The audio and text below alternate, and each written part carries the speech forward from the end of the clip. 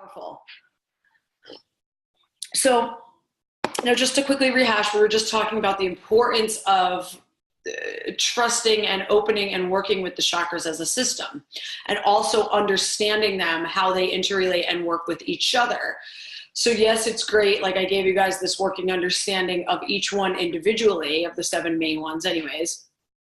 But now you're going to get kind of a deeper knowledge of how they work with one another and how they can feed off of each other, and how, like a block in this one can contribute to a block in this one. And really, as you apply this to your own behaviors, you'll start to see, oh my God, it makes so much sense now. Look, okay, I'm blocked there. And it becomes really kind of glaringly obvious as to where these fit in your own life. So as I'm talking, if there's anything you guys want to share about your experience, I'd love to hear it. Or if you have any questions, I'd love to hear it. You guys can type them in, or you can signal me and I can unmute you and you can share it with us if you're comfortable doing that. Because I feel like the more we kind of use our own living examples, kind of the better picture it paints for everybody, right? So of course we start with the root, okay? And the root we know is, talking about the next class for what, Sandy? The contract burning?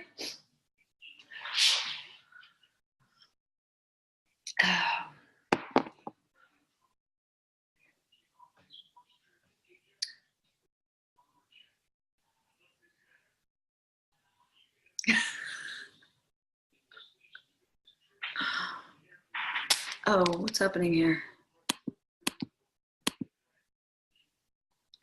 Oh, let me unmute you. There you go. There you go. It's just easier to say it than type Yeah, it. totally. Were you talking about the advanced class coming up, or you were just talking about the contract burning? I did mention the advanced class before. I was talking about, because we're going to cover like Soul Star and Earth Star and some of the minor chakras that have to do with the heart. So those I will introduce in kind of the same way, whereas I give them to you kind of on a here's what they are level separately, but then also later on incorporating them into the whole system. Okay, I was just thinking I missed something. Okay. No, yeah, so there was a little bit of both. I was talking about the contract burning and then that too, so. Okay. Cool, thanks for clarifying. So yeah, guys, the root chakra, that's where it all starts, right? And of course, if you go on to advance, we're gonna learn about Earth Star, but really the root chakra, right?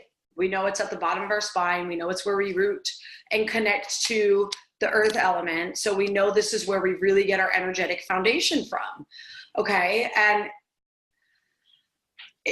everything we do energetically is going to be built on this foundation. So if you're putting up some flimsy foundation down there, the moment that something challenges you, what's going to happen? You're gonna tumble in the weight of that. When they build houses on stilts and massive hurricane winds come, flaring in, and it can topple those houses if the basements and the foundations aren't strong. A really good earthquake or storm shakes it. So the same goes for us energetically. If we don't build this deep, strong foundation, the moment something challenges us, we're gonna tumble, and we're gonna find ourselves falling into those old things and those blocks and those imbalances. So the first relationship we have to talk about is Muladhara and Svadhisthana. So root and sacral, naturally, right? They're right by each other. They're the lowest 2 chakras that are in the body.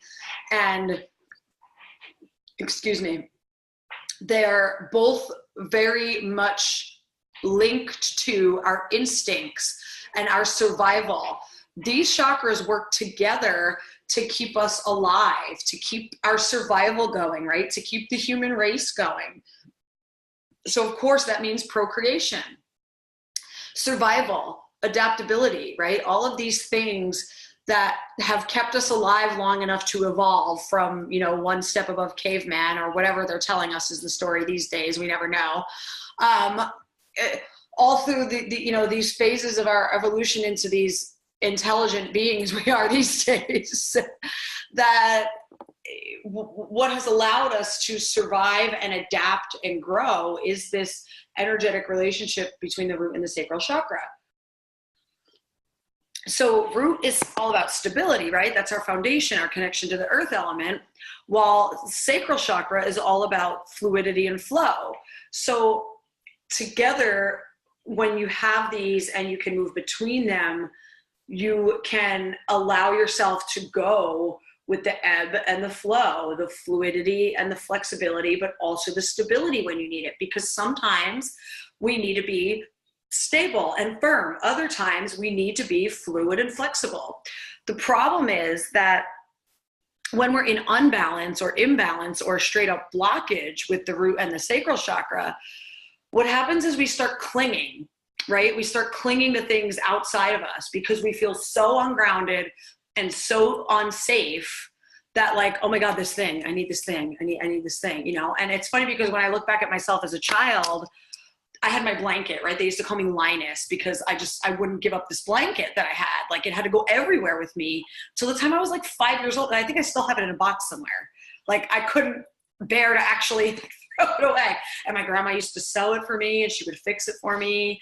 And I was so attached to this blanket. And now in hindsight, like, I see that that was my clinging because I was so overwhelmed at where I was at and how I felt. You know, I just felt so insecure and scared and anxious and impossible that I was clinging to anything, because it's that false belief system that we kind of get given early on, that there's something inherently wrong with us and that we need to look outwardly, right? We need to look outwardly, especially, I mean, gosh, if we're growing up on the dynamic of the late 70s and the 80s and the 90s, right? Very materialistic, right? Capitalism was booming. So we were getting handed these belief systems that, like, the answer's over there. Get a new car, get a new house, get a bigger house. Okay, credit cards, you know, debt. And we fall into that belief system and we constantly think we need to accumulate stuff to be okay. So that's big in this block and this imbalance when it comes to the root and sacral chakras. These things help us feel safe. Because when we can't be fluid, right, and we can't accept change, and we're so stuck in that, like, sluggish energy of a blocked root chakra, or like when both are sluggish and we're being called upon to change or be flexible, and we can't. You just can't. Like, no. Digging our heels, no. Won't change, won't do that, and we'll get mad at people for trying to bring us to that. I mean, that was me. I was very stubborn back in the day. So when we open this flow and we allow the energy to start working together, and we heal around the root and the sacral, the working dynamic ebbs and flows, and it starts to affect. We can see, right, if we have too much flow and not enough stability. If we have too much stability and not enough flow, we can adjust to course. And we're okay to change because we stop needing, you know, that need to cling to a fixed way of being starts to fade away. But that's also kind of going to come into play as we talk about root and, you know, third eye, because that's kind of an ego trait too. So also root and sacral together working optimally really plays a part in your immune system. So when you think about sacral fluid, all the lymph, you know, the blood, the saliva, right? Any liquid elements of our body, while our root chakra is our bones and our stability. So together, these are two really core elements of our physical being. So when this energy is blocked and they're not working together, you know, we're going to probably suffer a lot physically. We're going to be more prone to illness. Our immune system is going to be weakened and things like that. So the more you connect these two and heal and allow them to start working the way that they're meant to, the better you're going to start to feel physically. And of course, this also moves us then to the Muladhara Manipura relationship, root and solar plexus, because these are our lower three chakras, right? Root, sacral, and solar plexus. They're very much what keeps us in this physical world and what determines our state of being in this physical world.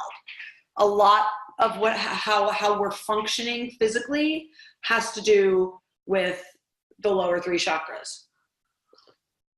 So when Muladhara and Manipura are working together balanced, things like strength and confidence are really going to flow naturally. And this is, you know, a natural result of being grounded into the earth, right? So when you're grounded into the earth, what happens?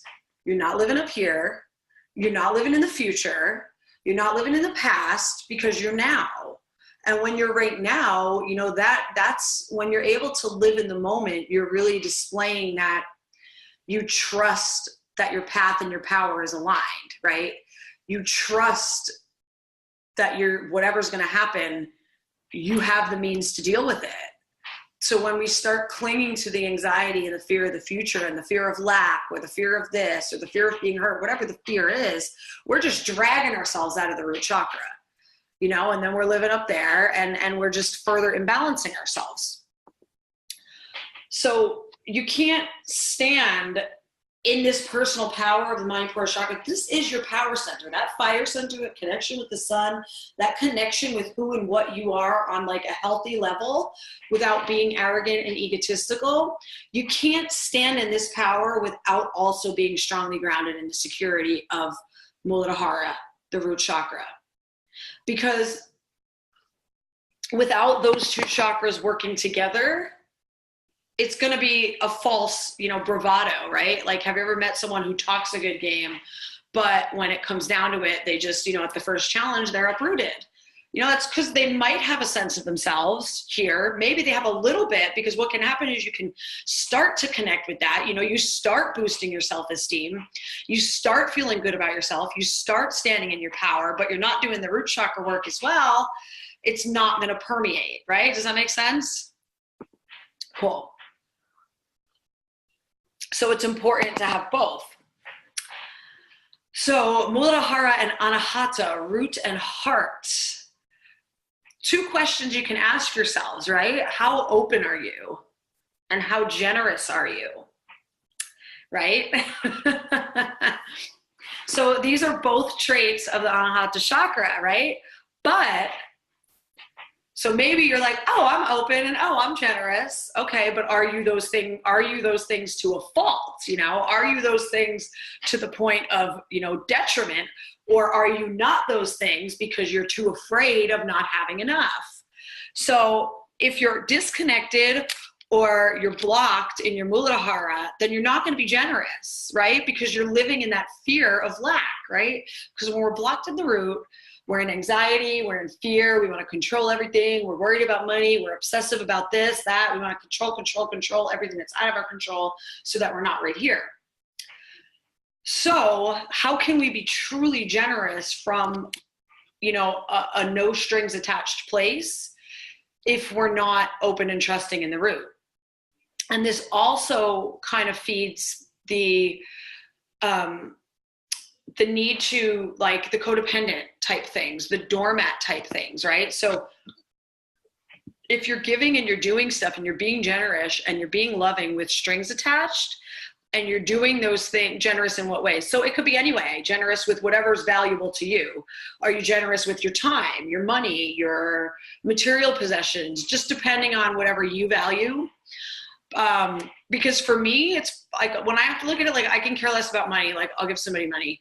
I can really kind of care less about, but it's my time. So I know that when I'm starting to get like, no, that's my time and I don't want to give it to you. Like, I have to check myself. And sometimes, like, that's where mine can sneak in. So it just depends where you're at any given moment. And I mean, I've had moments in my life when I've been stuck in that fear of lack and I've been battling, you know, financial struggles. And I've been like, I don't even know where my next food is coming from. So yeah, no, I'm in fear of lack. So no, I'm not giving you money. So it just kind of depends where you're at in any given way, but generous with anything that you consider important. Because it's always easy for us to be generous with the things that we don't hold so close. It's the things that we value when someone needs us to share with them. That's how we can really see where we're at. And again, it's not a point to judge yourself, you know, just you are where you are, and it's all a learning opportunity and a point of growth. But you'll find the more grounded you are in your root chakra and the more connected and the more these energies are flowing, because so you're grounded in your root, right? You're flexible and you're fluid. in your sacral, you're in your power, in your solar plexus, so that in your heart, you know that you can be open and you don't have to be afraid of, oh my God, where is my next meal going to come from? Like, you trust that you're being provided for. So the fear, when I talk about the fear of lack, that can be, like I said, it can be fear of lack of financial prosperity, right? It can be fear of lack of time, attention, vulnerability, whatever it is that you're afraid of not having and you feel like you want to hold on to. And also keep in mind that blocks in the root chakra are exactly what causes the clinging and the attachment, right? Like I was talking about me with that blanket when I was a kid. So as we get older, right, we exhibit, and I was kind of the other extreme on this, and the clingy people always kind of freaked me out because I didn't have any boundaries and I wasn't able to say like, no, that's enough. So when we see that clinging and that neediness and that attachment, right, to people and things outside of us, that's completely opposite of what Anahata energy is meant to be, right? Anahata, heart-centered. This is where we connect with air. Air is like the all expansive, all free, flying open thing, right? Yet we get so caught up in this belief that love is like need and like clinginess and, oh my God, if you're not here, you don't love me, right? All these false things that we tell ourselves and this craziness that arises. So true love goes back to those things we talked about in the heart chakra class, where we talked about, love shouldn't cause pain, love shouldn't be, cause need and clinginess. And I would have to look at the notes again. But those things, that's how you know you're shifting out of true divine, like Anahata heart chakra love and slipping into kind of that ego-centered view of love, right? That I, me, selfish, mine, bring it here, like it's something tangible that we can hold. And we all have the tendency and capability to do that. So again, it's just something you can use as a barometer, and you realize like if you're falling into those fears around love, work with your heart chakra, work on opening that up and, connecting in that way, and opening your root chakra so that Muladhara and Anahata connection can strengthen. So also when these two are open and flowing and healthy, your compassion is open and you trust in your ability to release what isn't yours. Excuse me. And you'll also see enhancement in your empathic tendencies and your sensitivity naturally because you're more open. So you start feeling those things more deeply without taking them on, of course, but that's going to be Anahata Manipura, Anahata solar plexus, holding up those boundaries, right? Which we'll get to. So root and throat, Muladhara and Vishuddha. So this is really where we start to see a lot of healthy connection, good energy flow, right? Because remember, the throat chakra is our purification center, right? So we see this good energy flowing, which equals this connection to our health and our physical well-being, which is connected to our stability and our connection to the earth, right? And through that dynamic, what do we get? We get trust, we get security, and we get feelings of safety. Because when we can express and we're free to express our truths in ourselves, this allows us an even stronger sense of security and stability. It's when we hold this big block here that, you could do all the grounding into the root chakra you want. If you don't allow that to communicate with your throat chakra and start expressing yourself, it's going to, divert back to blocking up that root chakra because you can't feel secure without being able to express yourself, right? Does that make sense to you guys? So blocks in the Muladhara, the root chakra, can cause fear and insecurity, which can equal things like behaviors, overconsumption, hoarding, eating disorders, insecurity in speaking your self-truth, right? And these are all fuel for like the various addictions we see.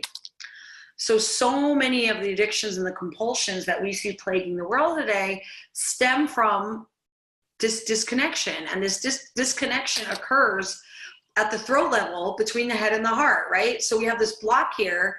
This can't communicate with this. And we have no ability to feel secure and safe because we're blocked at the root. I mean, that's like perfect fuel for an addiction, because the pain and the overwhelm becomes so unbearable that we just want to medicate it. So, you know, people get compulsive about, you know, shopping, sex, gambling, drugs, alcohol, smoking, whatever it is that takes away that pain even for a second, right? And that's probably why we're seeing the massive addiction epidemic we are right now. Okay, so root, ajna, muladhara, and third eye. Root and third eye. So we really, okay, the blocks in our root, again, if we're not connected to the earth, you guys know what I'm going to say, right? What happens when we're not connected to the earth? We're all kinds of anxiety, right? So what do you think fuels that dang monkey mind, that chaos in the head? It's that block in the root chakra. So you could meditate till you're blue in the face. You know, you could go to a damn mountaintop in the Himalayas and meditate for 23 hours a day. If you don't connect in your root chakra, you're still going to have a crazy head because you're not going to be able to be truly present in the moment unless you establish that root ajna connection. It's big stuff. This is where you get to balance your instinct and your logic, right? Because your third eye, when you think about it, there's a lot of logic that can happen there, almost to a fault, right? You can probably logic your way out of taking any action because you got 100 reasons why it's not going to work, right? So you just overthink until you do nothing.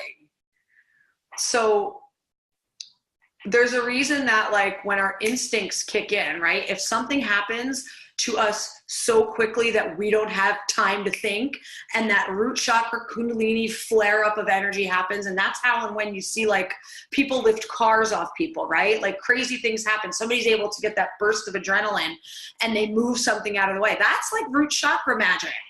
Okay, that's when, like, you don't have time for your damn overthinking brain to get in the way and tell you you can't do something. You're acting on pure instinct. So, but I mean, in this day and age, we can't run around acting on pure instinct, because then we'd all be acting like crazy animals most of the time, right? Which is why we see people being violent and fighting all the time, because there's no balance. They're not able to operate between root and logic.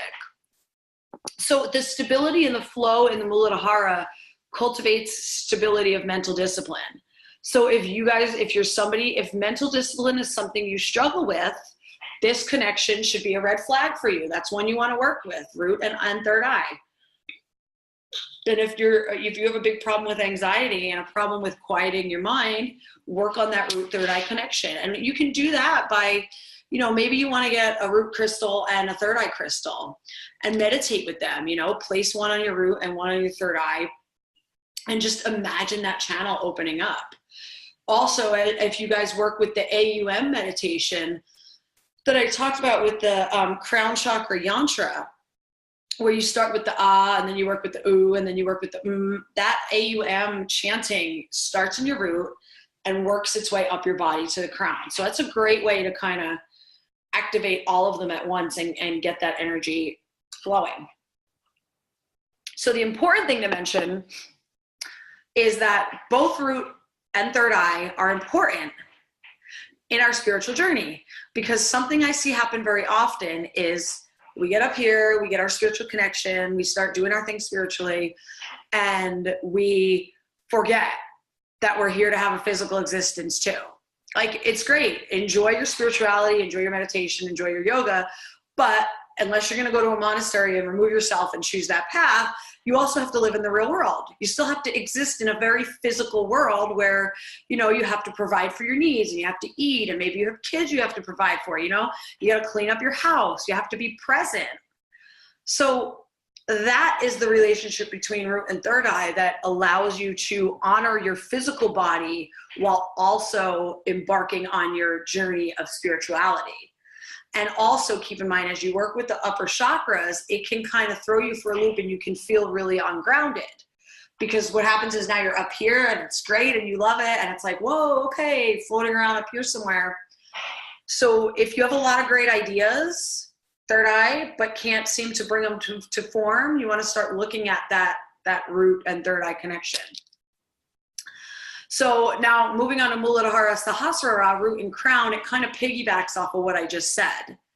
So it's crucial to have this channel open and these chakras working with each other and you know, balancing off each other, because the Muladhara Sahasrara balance is the flow that allows us to transcend duality, that you guys always hear me talking about, transcending this duality, right? Transcending this need for the this or that. Okay, it's black or white, it's dark or light, it's wrong or right, whatever it is, right? That's a very physical concept, those needs for those identities. So as you move between root and crown, you start to come to that place where you're okay with being physical, but also being spiritual.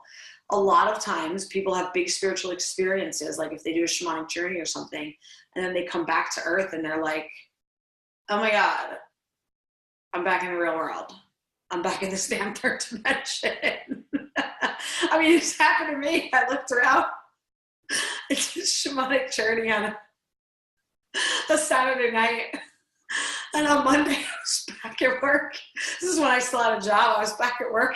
It's like, because so it took me a few days. I really had to work with that root and crown because I was looking around like, shit. I prefer that other reality. Like, I want to live there. But that's exactly why I think people can get stuck in that altered state as well. So you really have to be comfortable and grounded and okay with making peace to come back to, you know, the muggle life, the mundane, right? We have to come back to like living amongst muggles. We can't always be up here floating around with the ascended masters and Buddhas and the, you know, the magicians. We got to come back and we got to deal with some really messed up shit in the physical world. And that's the dark and the light and the, you know, the polarity and the vibration and the whole hug your chaos thing, right? It's all of it. That's why we're here. So being able to find humor in it is great.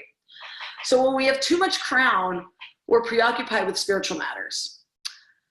So we need the root chakra energy to balance that out and to meet and take care of our physical needs, right? You guys remember me mentioning my friend who she's all just on a spiritual journey all the time and she never has a place to live and she never has food. And it's like, you know, go ground into your root chakra, create an income and feed yourself. So it's that, you know, so we need a balanced root and crown for the full human experience and potential.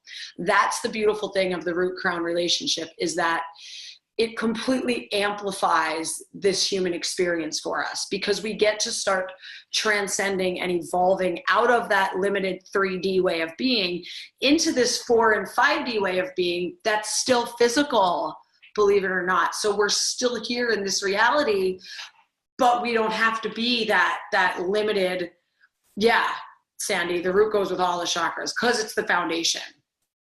So there's going to be a connection and an interrelationship with all of them. Some of the other ones also do, and some of them don't, but the root sure does. Which is why I spend a good chunk of time on that, because it's important, you know, really just solidifying those relationships between the root and all the other chakras. So another really big one, guys, is the Svadhisthana and Manipura, the sacral chakra and the solar plexus chakra.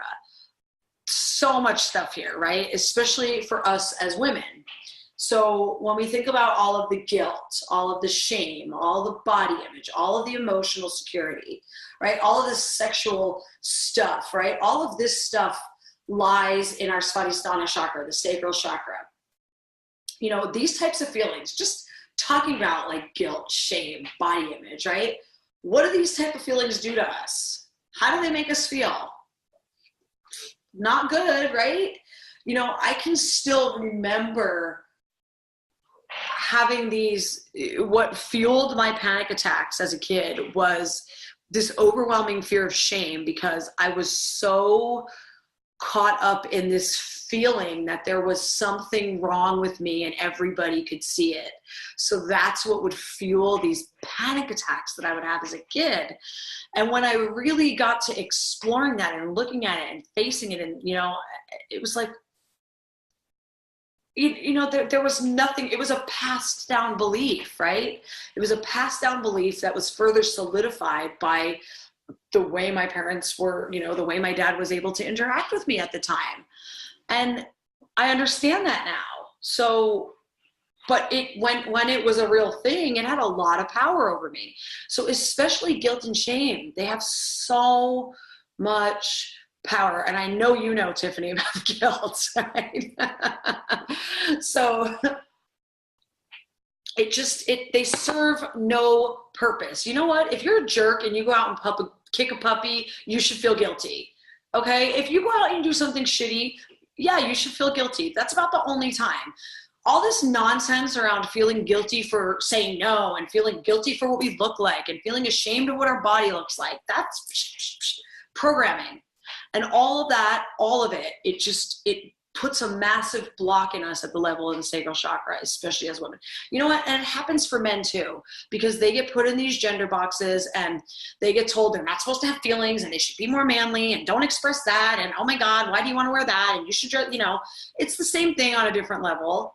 So they then internalize this same feeling of shame, which blocks them at the sacral chakra. And we wonder why gender roles are so unhealthy. So insecurity, right? Where does our self-esteem live? Solar plexus, manipura, right?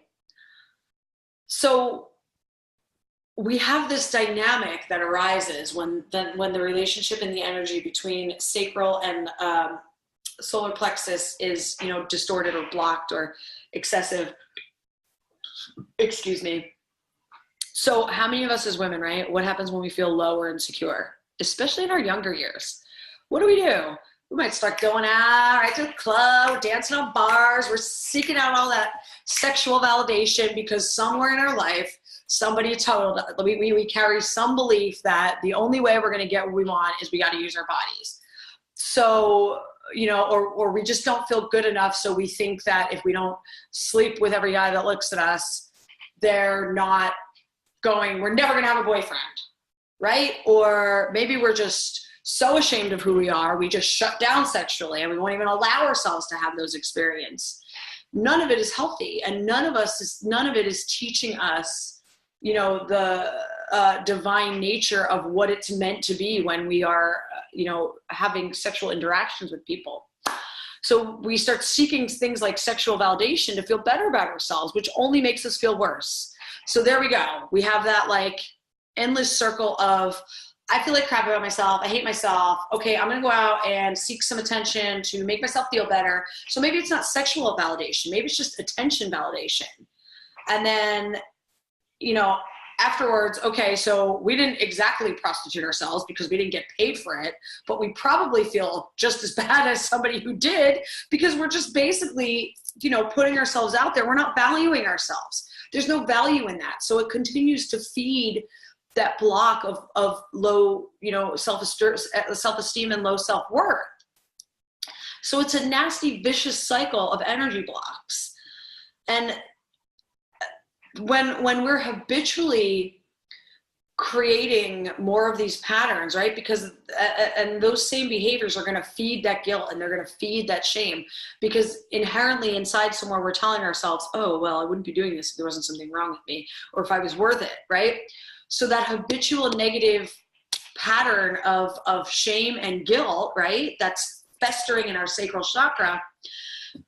When we don't address it and we don't allow it to move and flow and heal, it ends up manifesting in a distorted way. It comes out through the manipura as things like rage and anger, right? So things like rage and anger flare up. Anger is a secondary emotion.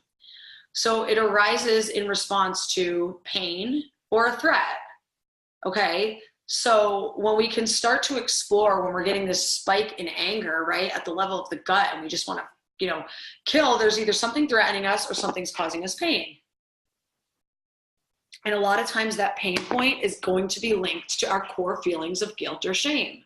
So freeing yourself from those, sending those guilt down the river and letting it go and giving yourself permission to free yourself from that is going to be one of the most empowering things you can do.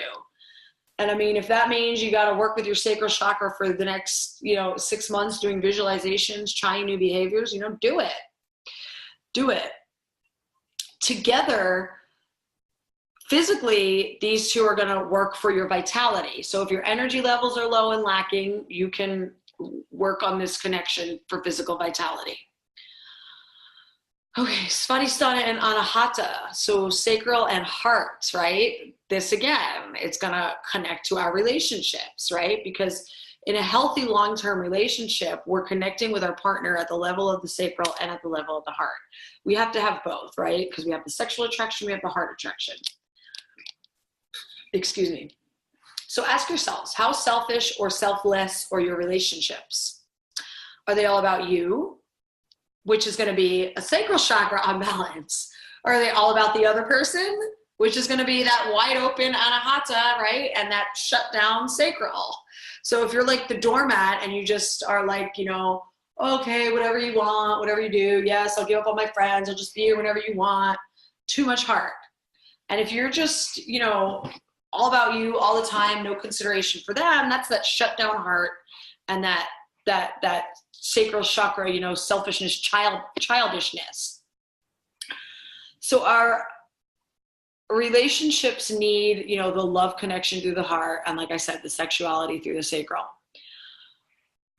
If we have something like too much sacral and not enough heart, that's going to lead to an exaggeration of the sexual aspects of the relationships, right? So when we see within someone personally, they have no ability to connect at the heart and they can't be vulnerable and they can't, they think everything just has to be, these over-sexualized women, and they have no ability to actually be open and loving. It's too much Svadhisthana and not enough heart. And the same goes for the men, that just, it's all about sex, and they have no ability to connect vulnerability at the level of the heart. And this isn't creating lasting relationships with our partners. And it's also creating a very big confusion of love versus sex, right? So you hook up with someone physically and then you're like, you gotta go. There's nothing. I'm not even I don't even want you around, right? Because we're not able to connect at the heart level as well. So again, another sign of imbalance here is that when we're looking to others to meet our emotional needs, because when there's a healthy connection and flow between sacral and heart, these are our two emotional centers, remember. So our sacral chakra is kind of where our emotions originate and where we kind of can let them move and flow and leave with the river and the water element. And the heart is kind of where we really bring them up to experience them and feel them, if you will.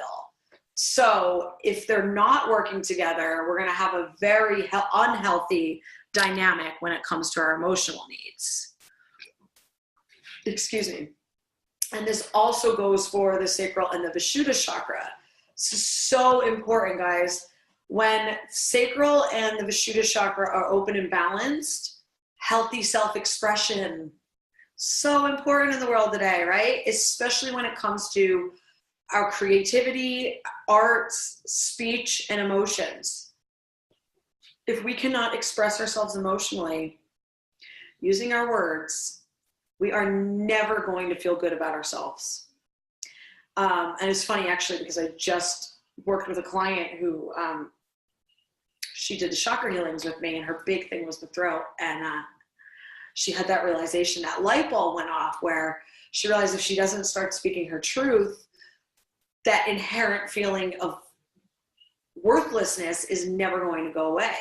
So it goes hand in hand, right? And that's going to be another element of throat and solar plexus interrelationship, but also Svadhisthana and throat, because if we can't speak our truth and speak our emotional truth, we're never going to grow and we're never going to heal. So Svadhisthana supports Vishuddha in finding personal truth and expressing it on your terms.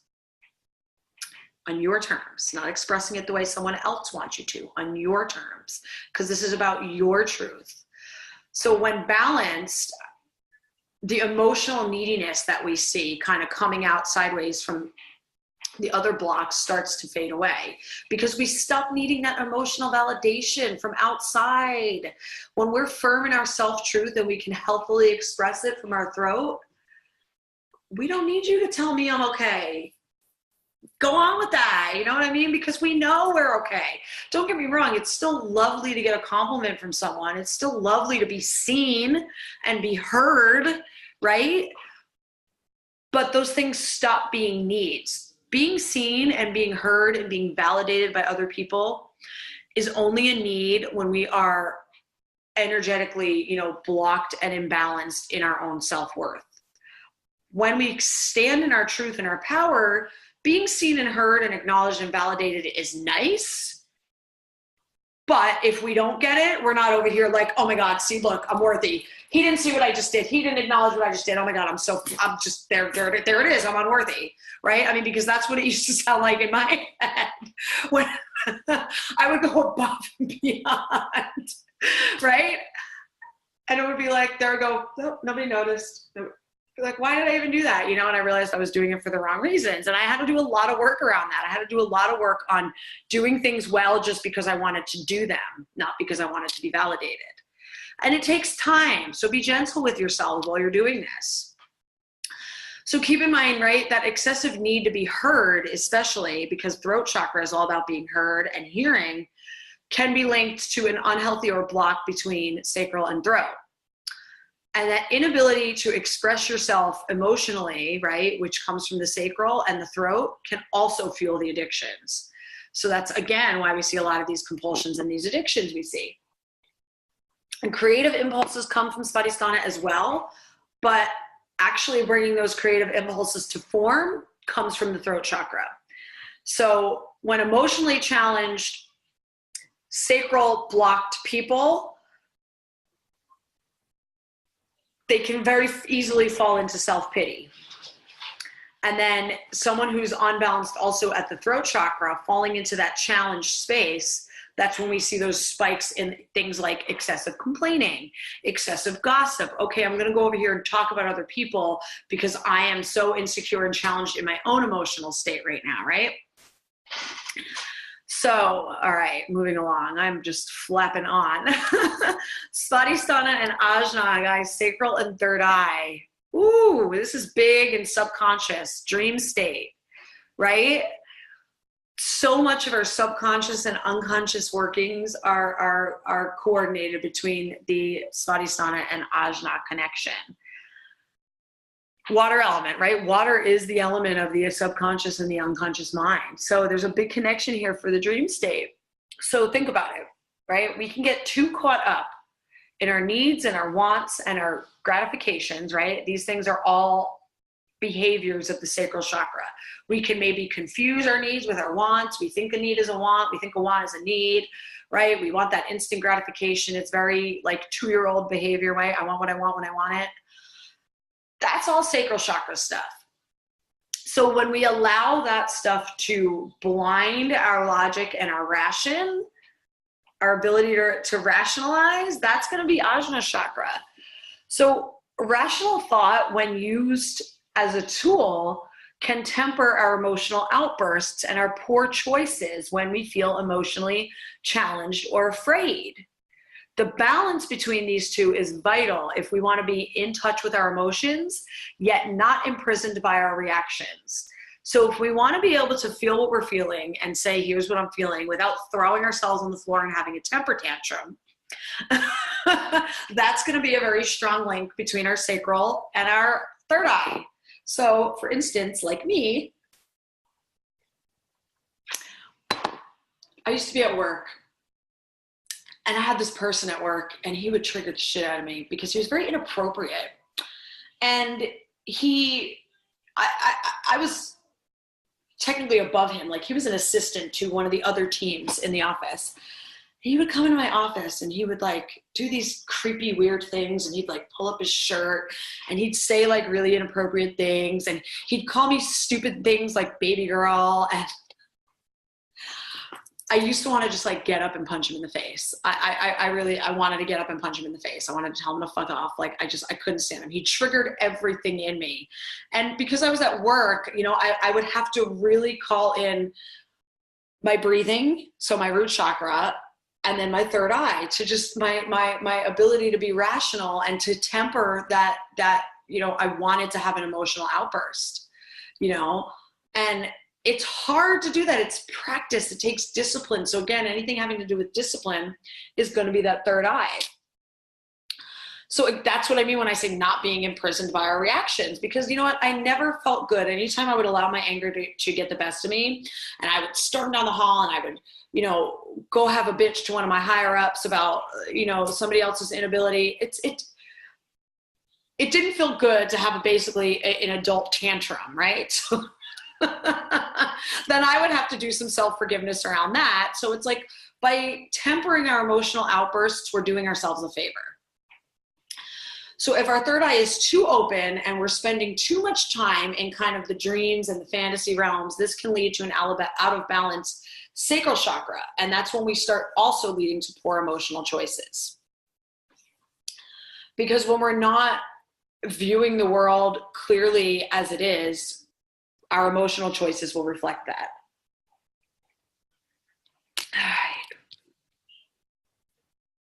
All right, we're doing good. Okay, this is one of my favorites. So the Manipura, Vishuddha, and Svadhisthana link. Your solar plexus, your throat, and your sacral chakra. Do you guys have any guess what the common link between these three chakras are and the relationship? Throat, solar plexus, and sacral. It's something you do every day, and you gotta do it every day. Any guesses?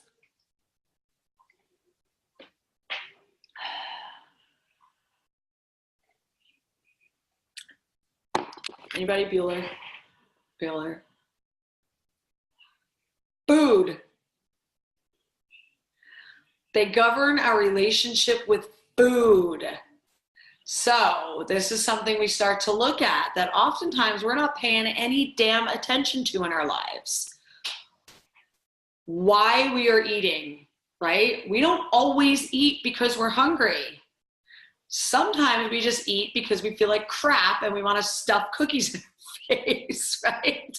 That I know for me, it's carbs, right? When I'm going for the carbs, I'm like, well, okay, what do I not want to deal with right now? So why we're eating can be related to our sacral chakra, and it can be showing us what's going on for us in our sacral chakra, our emotions. Remember, sacral chakra also governs our sense of taste. Now, Vishuddha, throat, of course, is the actual action of eating, the tongue. So there's a very strong link there. So the taste, and it goes with sacral, the taste in the tongue, sorry, but the throat and everything, once we've chewed it up and we're swallowing it, is our throat chakra. And then, of course, we have our digestion, which is going to be our Manipura, our solar plexus chakra. So our food choices, sometimes things like an inability to make better eating choices can be strongly linked to these chakras. Anything like eating disorders. You know, I struggled with eating disorders in my 20s. One time when I was like 23, I got off drugs and I just started eating. I was eating McDonald's like every day, which now I think about it and it disgusts me.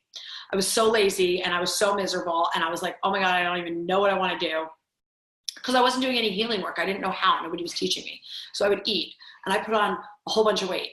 So then I was like, oh my God, I'm way too fat and I feel like shit about myself now.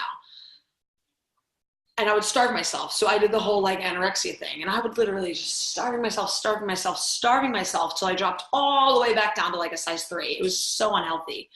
So unhealthy for my stomach, so unhealthy for my body, and so unhealthy for my brain. And the crazy thing is when I look back on photos for myself from the time I was 15 to the time I was, 30, yes, I was a little bit thick, but it by no means matched the picture that was in my head, right? So there was a very real disconnect between my actual body image and what I was seeing in my head. So I've always been able to kind of, deal with people with really bad eating disorders with quite a sense of compassion, because I understand, they're skinny as rails, but that's not what they're seeing, because it definitely comes from this unhealthy and these emotional blocks and these imbalances. So why we're eating what we're eating. Definitely, if we're prone to emotional eating, that's going to be a big link between the throat and the sacral. And then, of course, think about it. What happens when you emotionally eat? Okay, then you feel like shit about it, right? Oh, okay, I just sat down in bed and I fucking ate a box of donuts and a bag of cookies, right? Like, I've done it. And I know that after I do it, I'm like, not so much anymore. You know what? If I cave in and I eat some carbs and I eat poorly, I'm able to have a chuckle and forgive myself. But I used to really beat myself up about it. So think about it, right? When you're beating yourself up about it, it's feeding that dynamic of guilt and shame. And what is that doing? It's just keeping you feeling like shit about yourself. So it feeds that whole monster of, lack of self-worth and excuses to be, oh, look what I did. See, I am worthless. Oh my God, I suck. And spiraling down that whole thing. So a lot of that, lack of power comes from the blocks in these 3 chakras. And then, of course, when we treat our bodies this way, our Manipura, which is controlling our digestion, is going to revolt, right? Like for me, it's no surprise now that I'm healing a lot of physical damage to my digestive system because the choices I've made over the years. Unfortunately, the body doesn't just respond once we heal everything. It takes a little while. Sometimes those cells got to regenerate. We got to, do some physical healing and work with our herbs and our supplements to get our bodies back on track too. Just like, so keep in mind, right? I tell you guys, and I talk about it in the book, which you guys should all be getting soon. So, or Sandy, you already have the ebook. Something starts on the energetic level, right? We get this block, starts manifesting emotionally, starts manifesting mentally. Finally, it makes its way to where it's manifesting physically. That's our body like screaming at us like, hello, right? For me, it was cancer, it was tubes in the air, it was chronic bronchitis, all of these things. So the reverse of that, also, when we start healing, we do the healing work on an energetic plane.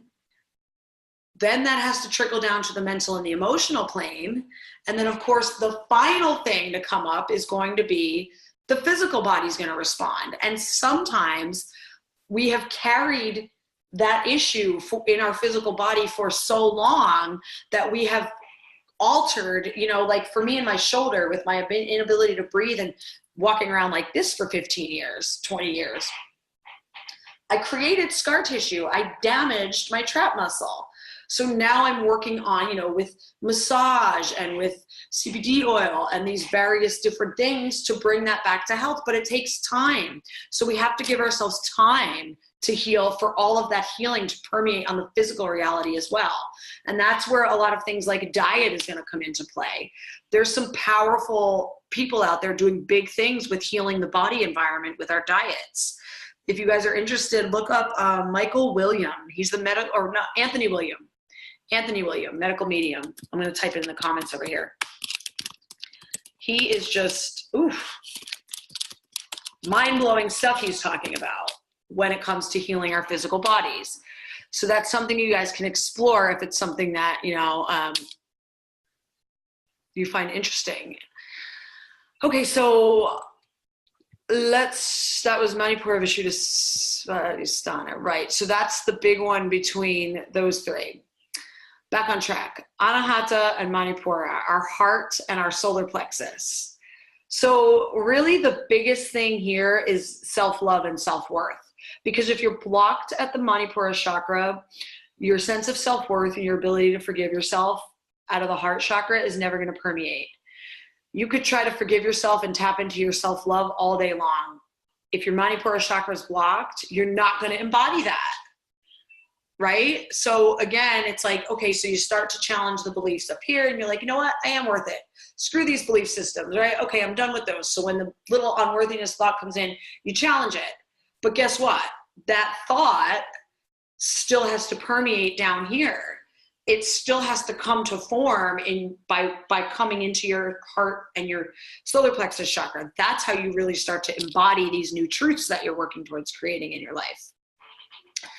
So the ability to forgive yourself and that really divine realization of your worth and your self-love comes from the relationship of these two. I need a bigger tea mug. I drink it too fast. So when you're really tapped in here and, oh, Sandy, you always have a problem with self-love, always have. Yeah, you know, and it's probably connected to the core blocks of worthiness that are hiding in your solar plexus and your sacral chakra. If you're carrying around a lot of guilt and shame, you know, about anything, or internalizing things that happen to you as your fault or a reflection of you as a person, you know, that's going to be a block to that, right? So, you know, really working kind of with that water element of the sacral chakra, working with that fire element, doing, you know, some deep releasing around that, you know, is where you really, it has to, because you can have it to here, but if it can't start to permeate down here, you're never going to actually reflect that. You're never going to just embody that and own that. So all of these traits that we talk about, you know, forgiveness, compassion, standing in your truth, if they can't come to form at the level of your solar plexus chakra, then that's great. They're just ideas. They're just, you know, values floating around over here in the ether, and they have to be able to come to form in your solar plexus, right? It's like, okay, communism works in theory, doesn't work in reality. So it's like, great, okay, self-love works in theory, compassion works in theory, but until it can come down to my Manipura chakra and come to form in my body, it's just a theory. It's just another thing floating out here that I can't quite make grow. And then, of course, remember that it's multi-layered, because it has to start to grow out of your, you know, the strength and connection in your Manipura chakra, but your Manipura also needs to be connected and healthy with your root in order for it to really take form. So again, that just hammers home the importance of that foundation and building on top of that from the root chakra on up, right? So when Anahata and Manipura are really connected and healthy, your self-love and your purpose becomes just like unshakable. Like, you know your purpose and nobody can challenge you on that. And it doesn't matter, you know, haters gonna hate and they ain't gonna even whatever. It's like that. Because you know you're walking your path and you're doing it in a way that aligns with your values and you're congruent with what you're preaching. Your behaviors and what's coming out of your mouth line up, you know? So it's like, all too often, so often I see in this world, people don't want to embrace their own gifts and their own things that they feel called to do because they're worried about what someone else is going to think, or they're worried about stepping on somebody else's toes. And it's like, oh wait, I'm sorry. Does somebody own astrology? Does somebody own Reiki? Does somebody own healing? Like, you know what I mean? If you have a gift, you know, and I've talked to so many people who hold themselves back out of fear of, well, I'm just not supposed to do that because, you know, so a massive, you know, cue for you guys, if someone is not encouraging you to embrace your truth and stand in your power and embrace your gifts, they're probably not good for you and they're probably not healthy themselves. Because yes, insecurity and jealousy are very human emotions, and yes, we all have the potential for them. But when we allow ourselves to fall into that and look at what somebody else is doing and be threatened by them standing in their own gift, that means we're not in our own authenticity. If I'm over here and I'm threatened by what somebody else is doing, then I don't really believe in my purpose and my truth, if that makes sense to you guys, right? Because when you really firmly have that grip on your purpose and your truth and that strong sense of self through your Manipura and that strong connection to the earth element through your root and your path, you know what you're meant to do is fine. And it comes down to that sacred ecosystem thing I was talking about a couple weeks ago in one of my lives, where when we're involved in the sacred ecosystem, we're bringing our gifts and we trust that we're going to be compensated for our gifts, right? So everything becomes a fair exchange. So I know that the people that I'm meant to work with are going to come to me. So I don't need to worry about what you're doing over here because I'm good over here. Like, I trust my role. because I trust that there's an ecosystem. And that's the problem in the world right now, is that this ecosystem has been, knocked up its head because there's all these people that just want it all. And that's their own imbalances. And it's part of what we all need to work through as a collective. So it all has a purpose. And I used to get really angry about it, but now I'm able to see it's just something that collectively we need to, outgrow and evolve beyond. And if people don't want to outgrow and evolve beyond that, that's their choice. But the rest of us can choose to do that and create our own new version of reality. I believe that where we have this sacred ecosystem and we are uplifting to one another. Because the thing is this, when we're stuck in fear, we can't uplift somebody else because we don't even believe in ourselves, right? So when you start believing in yourself and you gain that connection and that sense of who and what you are and what your purpose is, you're able to be cheerleader for somebody else because you know that there's enough for everybody. But that, of course, comes from where? Root chakra, right? I hope I'm making sense to you guys and I'm not going off on too much of a tangent. I digress. Left turn. All right, heart and throat, anahata and vishuddha. And I already kind of mentioned this, but I'll just brush over it again, right? How can we unblock our throat chakra if we can't hear our heart? And where does hearing come from? Here. So how can these things that we know in our head permeate down into our heart and our solar plexus if we're still blocked at the throat chakra? Right? That ability to challenge thoughts is going to just stay an ability to challenge thoughts. It's not going to sink to the level of your heart and your solar plexus to where you really start to believe them if you don't unblock the throat chakra. So our ability to communicate resides in the vishuddha, the throat chakra, but it also, keep in mind, arises from that heart to heart connection, right? Where do you think the saying came from? Oh, I just had a heart to heart. How many times do you guys walk away from, one of your girlfriends or a close family member, or perhaps it's your partner or one of your kids, and you have that really good talk? And it's like that feeling when you come out of nature and you just feel so open and so soft and like warm fuzzies, right? And you both had this good talk. That's that heart chakra connection happening when you're talking. And granted, this is where third eye comes in. You don't always want that heart chakra. When you're trying to be professional in a work environment, you don't need to be connecting with people through your heart chakra unless it's that kind of environment and you're close with your coworkers. But 9 times out of 10, if you're like in sales or you're dealing with your boss, like you're not in there having a heart connection, right? You need to be connecting probably through your solar plexus and probably through your throat chakra. And a little bit of root because, of course, your job is related to your income, which is related to your security. So the ability to use your discernment of where you need to be operating from is a powerful tool that you guys can start taking into the world as you're interacting with people. When you're in a shopping mall or grocery store, you don't want to be like, hey guys, sacral chakra connection here. Hey, heart chakra connection here. No.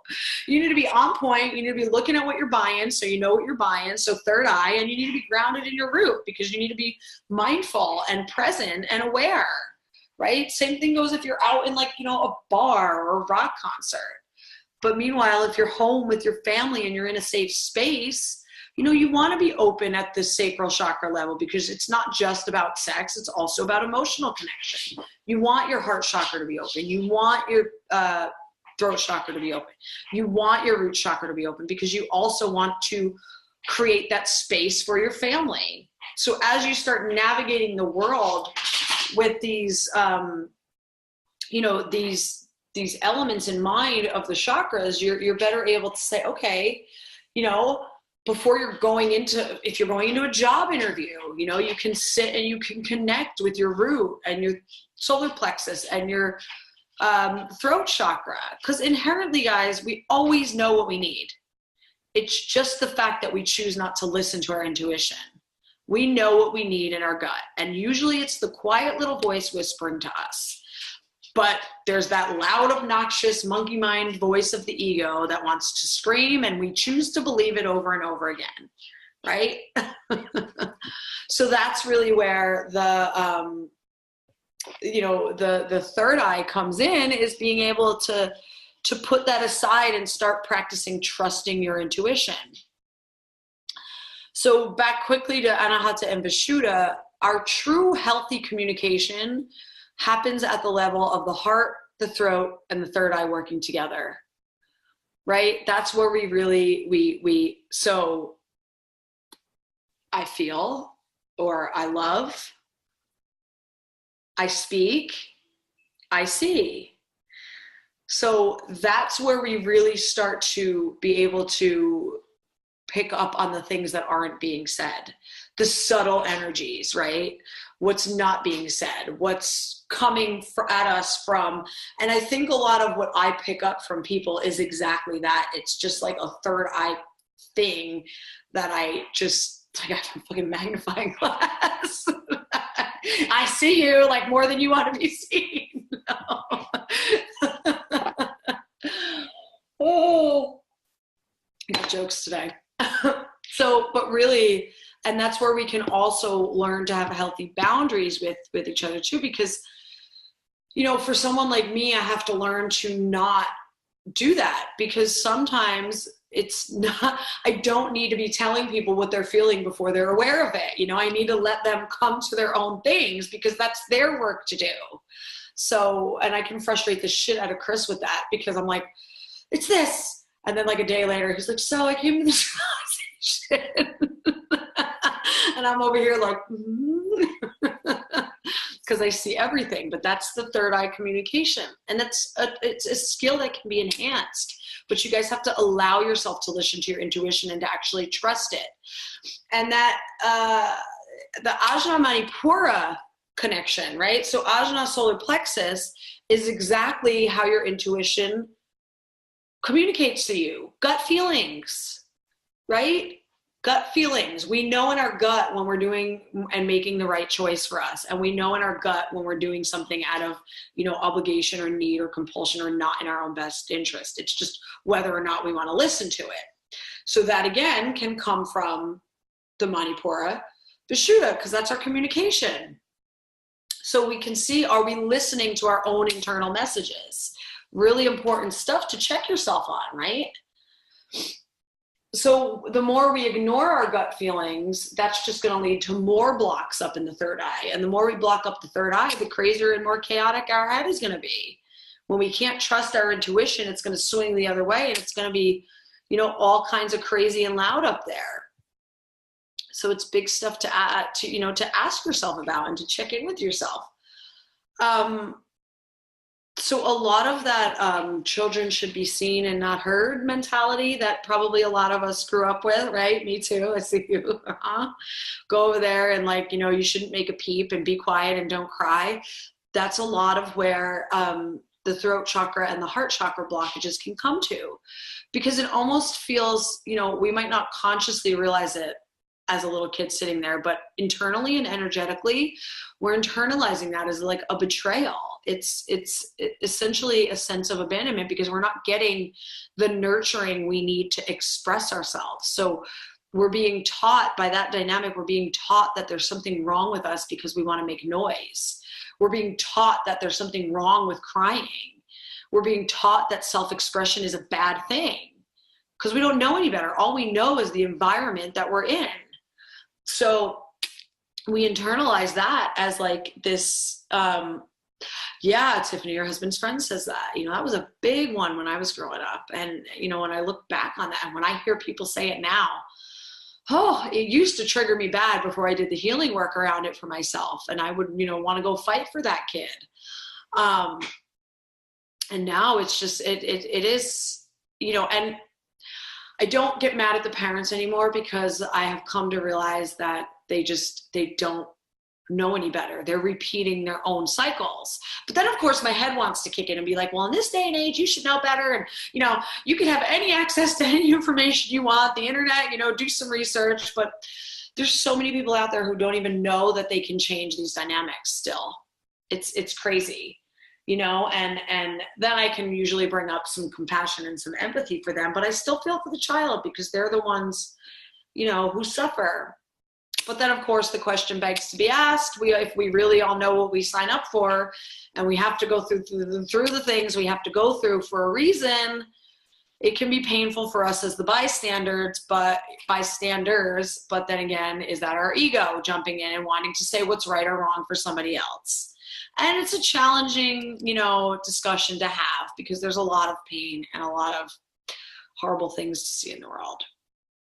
But so that's where that can come from. And again, you can do that's something you can do contract burning around, that relationship that told you these dynamics. So you guys will have a lot to think about when you go to do the contract burning with all of these, interrelated behaviors, seeing how and where your behaviors manifest. You can think about what you want to bring into that contract burning.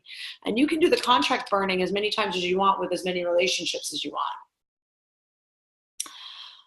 So the heart and third eye, and again, I mentioned this a little bit. So what happens when the third eye and the heart can't connect, right? You guys have heard me talk about this all the time. What happens to our inspirations and our dreams and all these great ideas that happen up here when there's a big fat block here? They just go on to die in the ether, right? The etheric boulevard of broken dreams, right? They just float around up there in the Akasha. In the 0 point, they just float there and they die because we can't bring them to form. We can't bring them down because of this big block in our heart chakra. Because they can't get to the Manipura, right? They can't come, and we can't create them into this reality. And also, the Ajna chakra balances and rationalizes us from being too led by the heart. This is what I was also getting into before a little bit with the sacral chakra. So for our own safety and our own protection, right, we need the ability, the rational insight of the Ajna chakra to temper the wide open heart. Because in today's day and age, we all know we can't be walking around downtown Long Beach with a wide open heart. You know what I mean? Like somebody's going to take advantage of us. Somebody's going to, come and manipulate us and rob us. And then we're going to internalize it and think that there's something wrong with us and beat ourselves up because we're walking around with this big open heart and we got ourselves taken advantage of. So we need to be able, that's what I was talking about, the discernment of the third eye, right? We have to be able to look at our surroundings and look at the people who we're interacting with and be like, is it really healthy and right for me to open my heart to this person? Because yes, and as you progress down the path and you work with it more often, you can keep your heart open without falling into that trap. But in the beginning, you don't want to do that. Until you trust your discernment, you don't want to be. Yes, everybody deserves love. Absolutely, everybody deserves love. But there's an entirely different thing between giving people love and just wide open heart chakra connection with anybody and everybody, right? So it's choosing who we really want to allow into this space. And doing it for the right reasons that are right for us and not out of, our codependency or our low self-esteem or our obligation. So together they really balance each other, but they need to be able to communicate with each other, and they can't communicate with each other if we're blocked at the throat. Now hammer that one home. All right. So I touched on Ajna and Manipura, the third eye and the solar plexus, the gut feelings, right? Healthy balance and communication. When there is good, strong balance and communication between gut and third eye, your intuition will be like on point and you will hear it, right? And when if you keep ignoring those, you're going to continue to block this.